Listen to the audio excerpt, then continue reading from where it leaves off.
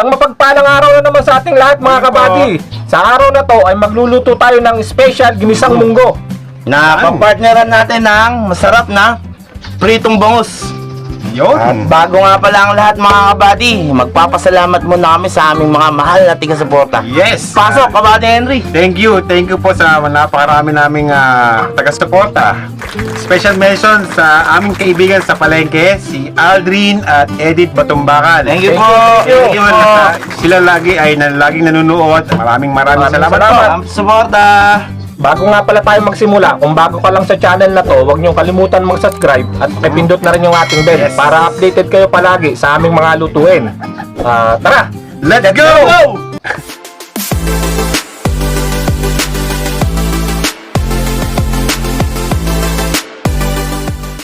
Okay mga kabady, ito yung gagamitin natin sangkap. Okay mga kabady, ito ang gagamitin natin sa ating special ginisang munggo. Siyempre, una-una sa lahat, ang ating munggo na binabad na natin.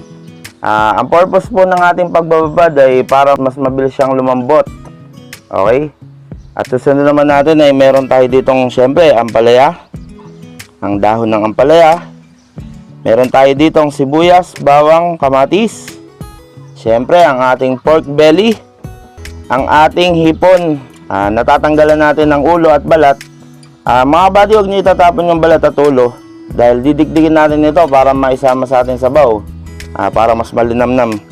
At syempre mga kabady, ito ang ating bangus na ipiprito natin mamaya kapartner ng ating ginisang munggo. At itong nakikita nyo na to kabady ay gagamitin nating sauce. At kung paano yon ipapakita namin sa inyo mamaya. Okay mga kabady, magsimula na tayo. Una natin gagawin ay papalambutan na natin yung ating munggo. At syempre, isasabay na natin yung ating baboy para makatipid tayo sa gasol at makatipid din tayo ng oras. So, antayin natin kumulo to 30 to 45 minutes. Dagdagan natin ng tubig. Nakita natin, lumubog lang yung baboy. Okay na siya. Antayin natin siya kumulo. Balikan na lang natin. A few moments later. Okay mga kabady, kumukulo na yung ating munggo. Tapos na rin yung ating 30 to 45 minutes na paghihintay. Tingnan na rin.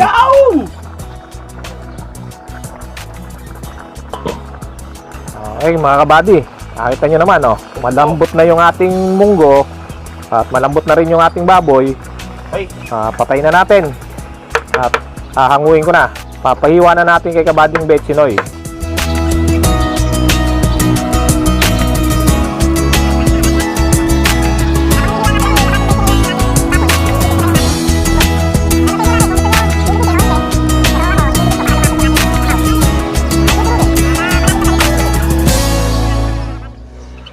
Okay mga kabady, tapos na nating ligisin yung ating munggo o durugin. Magigisa na tayo. Sasalin muna natin siya sa isang lalagyan. Okay, salin muna natin mga kabady.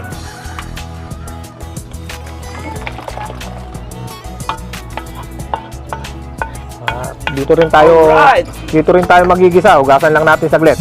Okay mga kabady, simulan na natin magisa. Naglagay na nga pala ako ng mantika. Mainit na rin naman. Lagay na natin yung ating sibuyas. Okay, haluin lang natin. Tayin lang natin siyang mag-transparent. Okay mga kabady, transparent na siya. Paano masabi? Lagay na natin yung ating bawang. Papupulahin lang natin ng bahagya yung ating bawang. Okay mga kabady, medyo mapula na yung bawang natin. Lagay na natin yung ating kamatis.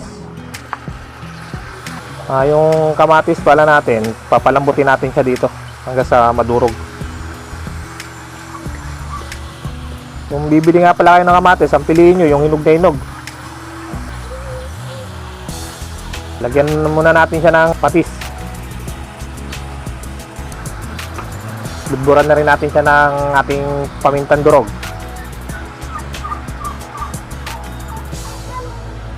Haluin lang natin ulit mga kabady. Pisil-pisilin natin ng konti. Press natin ng konti para madurog yung ating kamatis. Para lumabas yung kanyang tatas at manuot sa munggo natin yung lasa. Wow! Dito nga pala mga kabady, hindi na tayo gumamit ng tinapa kasi gagamit naman tayo ng hipon. Baka mamaya mag-comment kayo, sabihin nyo walang tinapa. Kaya sinabi ko na hindi tayo gagamit. Yan, malambot na yung kamatis natin, lumalabas na yung katas niya.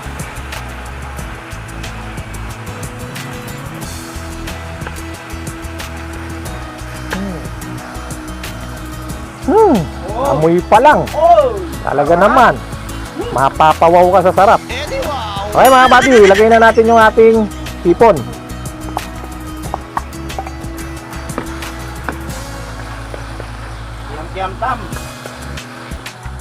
Tayin lang nating mag-iba kulay ng ating hipon. Madali namang maluto yan. Ayan mga buddy, nakita yan. Nag-iba na ng kulay yung ating hipon. Siyempre, ang special ng ating munggo, ilalagay na natin yung ating baboy. Wow! Yan mga kabady. Kaya hindi na tayo gumamit ng tinapa mga kabady. Sasahog pa lang ng munggo natin. Talaga namang ulam na. Over na. Load pa. Okay, luluin lang natin mga kabady. At sabay na natin mga kabady yung katas ng ating hipon. Yan ang magbibigay linamnam ng ating munggo. Yung katas nga pala na yun, yung ulo ng hipon, dinikdik natin sa almires. Sa natin piniga. Ngayon, kung wala kayong almires, pwede naman balutin nyo na lang ng plastic na makapal. Saan nyo dikdikin. Ngayon, kabady, antayin lang natin siyang kumulo. Takpan natin saglit. Wow. Okay mga kabady, kumukulo na yung ating mga sahog. Haluin lang natin saglit. At susunod na natin yung ating munggo. Mga kabady, lalagay na natin yung munggo natin.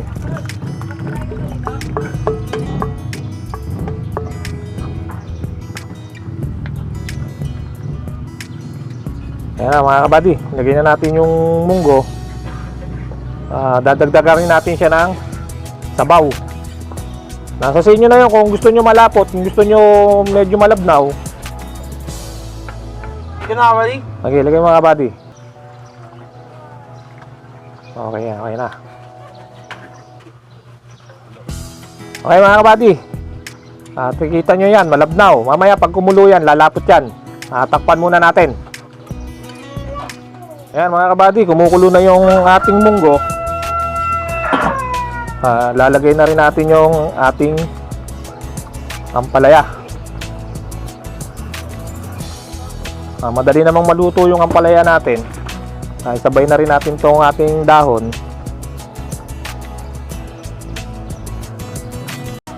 Ibog lang natin mga kabady. Hindi naman natin siya kailangan pakuluan ng matagal dyan dahil papait yung ating munggo. Papatayin na natin siya. Malalanta lang siya dyan. Okay na yan mga kabady. Lagyan na rin natin tong ating chicharon. Ganyan naman mga kabady, overload yung ating munggo. Ay mga kabady, nailagay na natin yung ating dahon ng ampalaya tsaka yung ating chicharon. Siyempre, hindi mawawala yung ating tikim. Pero hihipan muna natin kabady at mainit. Wow! The best! Okay mga kabady, takpan lang natin at lantahin lang natin yung ating dahon ng ampalaya at pwede na natin i-serve siya.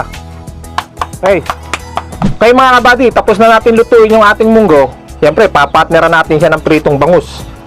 Yung bangus nga pala natin, matalsik to pag piniprito. Gagawa natin siya ng paraan para hindi siya maging matalsik. Lalagyan natin siya ng polvo. Johnson nga pala ginamit ko dito. Harina powder. Inasnan ko na nga pala itong bangus natin. Budburan lang natin ng ganito. Yan, tsaka mo lang ipapahid ng ganyan. Pinaboneless nga pala namin itong bangus para hindi na kayo magtatanggal ng tinik. Balik tayo natin. Lagyan din natin yung kabila. Hindi naman natin siya kailangan lagyan ng maraming harina para lumutong.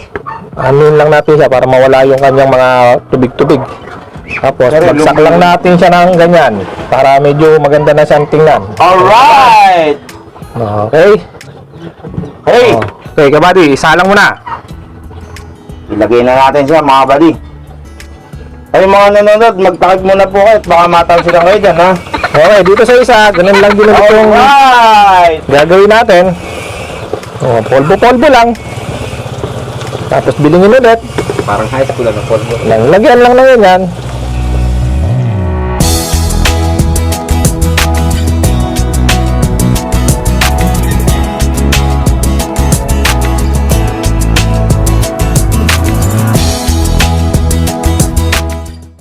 Okay mga kabady, tapos nang pirituhin ni Kabading Betchino yung ating bangus. Ngayon naman, gagawa tayo ng special sauce ng ating pritong bangus. Ito yung ating gagamiting butter, sibuyas, sinislice lang ng pino, itlog na pula, hiniwalay ko yung pula niya, ito yung pula at ito yung puti. Tara, isahin na natin.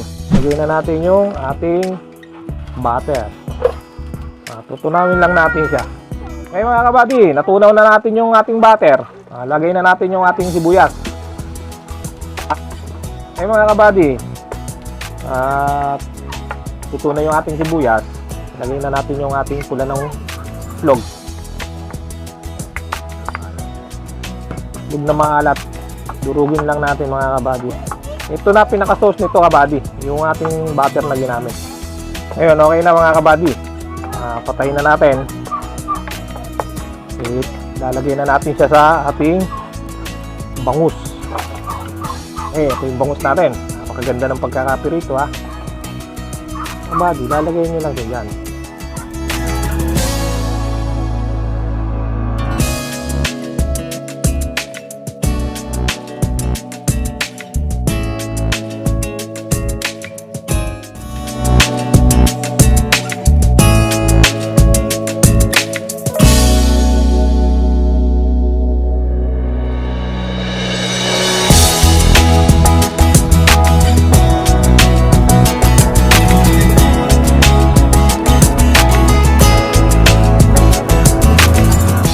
Okay mga kabady, tapos na tayong magluto ng special ginisang munggo. At ang ating special boneless bangus.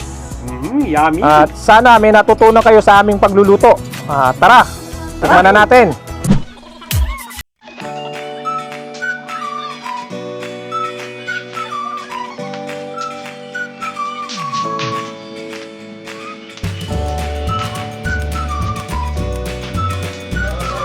Yung overload.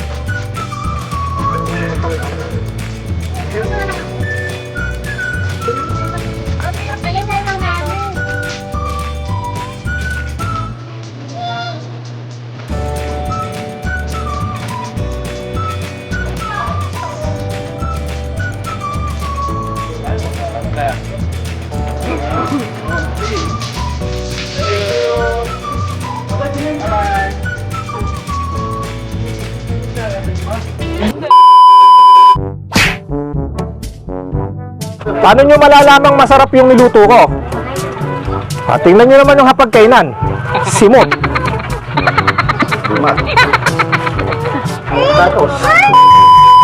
Pagpalang araw na naman sa ating lahat mga kabady. Sa araw na to ay magluluto tayo ng special ginisang munggo. Napapartneran natin ng mga Isang mapagpalang araw na naman sa ating lahat mga kabady. Sa araw na to ay magluluto tayo ng isang masarap na tanghalian. Ginisang munggo special. Special ginisang munggo.